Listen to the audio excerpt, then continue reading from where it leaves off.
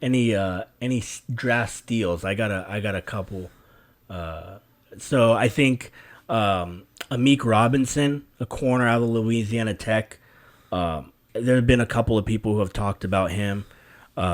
He's 5'8", 187. He's not, super physically imposing, but I've seen a lot of corners make a lot of hay in this league. And one of the big things is, like, of course you need to cover. That's the first. But like if you're taking out the 100% assumption that you need to be able to cover to play that position, you need to be competitive and you need to be able to grind and be able to tackle. Like there are plenty of guys that are in this league that can cover with the best of them, but outside of running with the player, like, they're dead on rundowns. So Amik Robinson is a guy who can tackle. He is ultra competitive.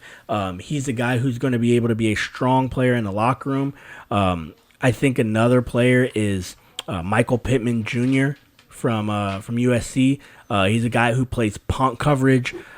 He's a guy who I think Daniel Jeremiah had a sit down with him, and he was impressed enough that he was talking about his punt block against one of the teams instead of his receiver stats. And then when you look at his receiving stats, he had over 1,000 yards. I think he had about 12 touchdowns. He can make plays on the perimeter. A high character guy.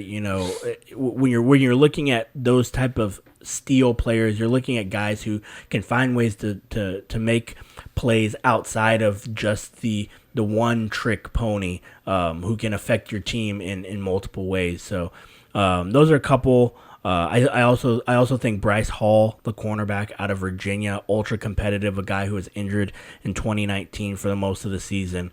A guy who can come down and tackle, a guy who can play and make plays on the perimeter. And the last one is Antoine Winfield Jr. That dude is ridiculous. That dude is ridiculous. Like, when it comes down to making plays, like, I comped him as Earl Thomas, making plays on the ball, coming down, making tackles. He might be short, but it doesn't matter. He can do anything that you need him to do. If you want a box safety, if you want a guy who's just going to play in a line of scrimmage, that's probably not the best thing for him, but he can do that if you want him to. But if you want a guy who's going to play free for you, like traditional free, your center fielder guy, that guy, he's going to wreck games. So I'm really excited to see all three of those players.